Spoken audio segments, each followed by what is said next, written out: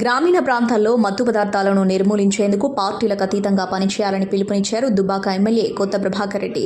సిద్దిపేట జిల్లా మిరుతొట్టి మండలం ధర్మారం గ్రామంలో రన్ ఫర్ యాంటీ డ్రగ్ నిర్మూలన ఆర్గనైజర్ కమలాకర్ రెడ్డి ఆధ్వర్యంలో టూకేరన్లో ఎమ్మెల్యే కొత్త Prabhakar Reddy, SC ST commission chairman బక్కి వెంకటయ్య, యువత ఆర్గనైజేషన్ కమిటీ సభ్యులు తోట కమలాకర్ రెడ్డి పాల్గొన్నారు. ఎమ్మెల్యే కొత్త ప్రభాకర్ రెడ్డి గ్రామాలలో డ్రగ్స్ మత్తు పదార్థాలు విచ్చలవిడిగా వాడుతున్నారని అన్నారు.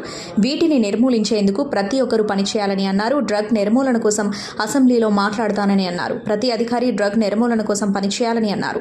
గ్రామాల్లో బెల్ట్ షాపులు విచ్చలవిడిగా నడుస్తున్నాయని అన్నారు. వాటన్నింటినీ నిర్మూలించే బాధ్యత కూడా యువతపై ఉంటుందని అన్నారు. ప్రతి ఒక్కరూ గ్రామాలలో మత్తు పదార్థాలను నిషేధించాలి అని అన్నారు.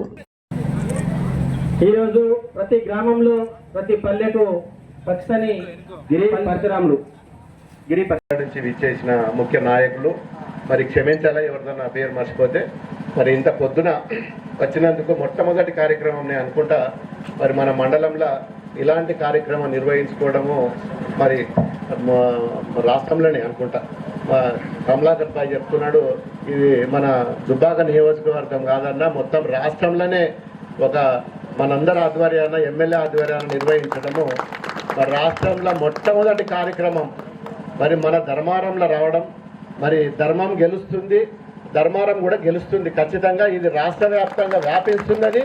దీన్ని ఖచ్చితంగా మరి మనం ఏదైతే దేని మీద అయితే పోరాటం చేస్తున్నామో మత్తు పదార్థాల మీద మరి ఖచ్చితంగా ఇక్కడి నుంచి సక్సెస్ అవుతుందని చెప్పి ఆ భగవంతుని కూడా మనస్ఫూర్తిగా నేను కోరుకుంటున్నా. మరి చాలా మందికి గ్రామాలలో డ్రగ్స్ అంటే కొందరికి మాత్రమే తెలుసు. కొద్ది చదువుకున్న వాళ్ళకు, అవేర్నెస్ ఉన్న వాళ్ళకు, యువకులకు మాత్రమే ఈ డ్రగ్స్ అంటే ఏందో కొద్దిగా అవగాహన ఉంటుంది. పాపం కొందరు పేదవాళ్లకు, ఏం తెలియని వాళ్ళకు, వ్యవసాయం చేసుకొని కూలినాలు చేసుకుంటే వాళ్ళకు ఆ డ్రగ్స్ అంటే ఏందో డ్రగ్స్ అనుకుంటూ వచ్చారు మా ఊళ్ళకి, అదేందో అని కొత్తగా అనుకుంటారు. మరి వాళ్ళకు డ్రగ్స్ అలవాటు చేస్తే వాళ్ళు అక్కడ గట్టిగా పనిచేయలేక మనసుని తిట్టు పెట్టుకొని మళ్ళీ వాపసు పోతారని చెప్పి ఒక కుట్రపూరితంగా ఇది మన దేశంలో అంచెలంచెలుగా ప్రవేశం పోయి ఇవాళ మొత్తము 28 రాష్ట్రాలలో కూడా మరి మత్తు పదార్థాలు బానిస అయిపోయినాం మనం.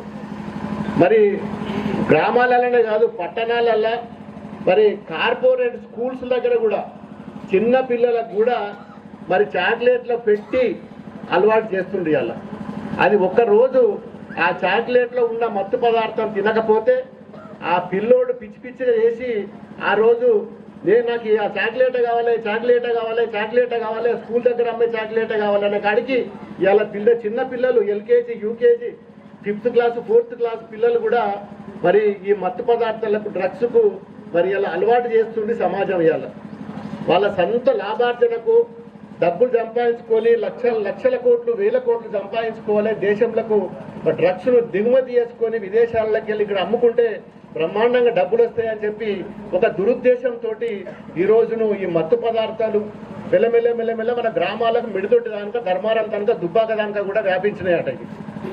అంటే ఎంత దారుణం అంటే మనము ఇంత విస్కో, సారనో, గుడంబనో తాగుతూనే మరి సంసారాలు ఆగమైపోతున్నాయి. ఇది గింతనే ఉంటుంది, చిన్న ఒక టాబ్లెట్ అంత అనాల్జిన్ టాబ్లెట్ అంత ఉంటుంది.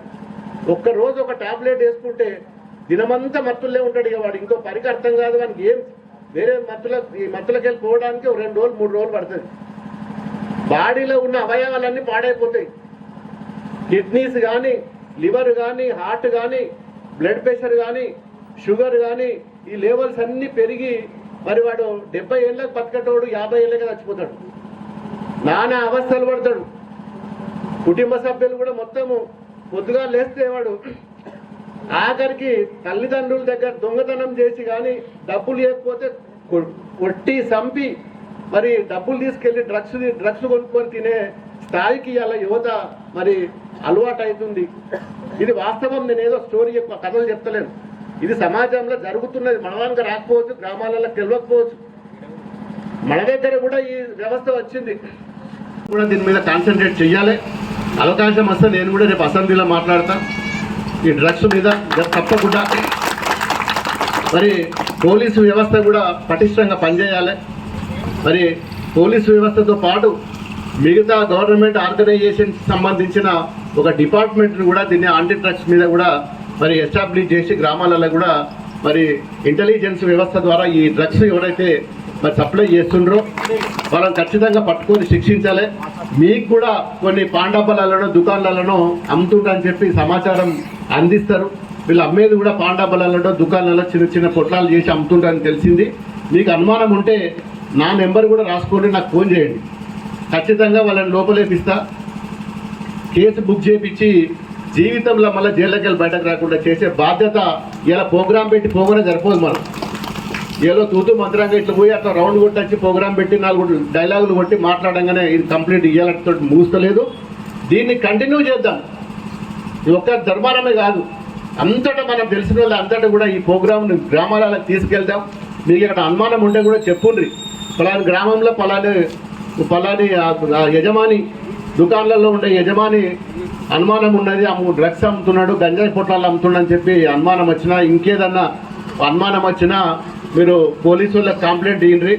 నాకు కూడా నేను చేస్తే కూడా నేను యాంటీ డ్రగ్స్ డిపార్ట్మెంట్ వాళ్ళకు కూడా చెప్పి నేను సర్వే కూడా చేపించి ఎక్కడెక్కడ ఏం జరుగుతుందో అని కూడా నేను చెప్తాను.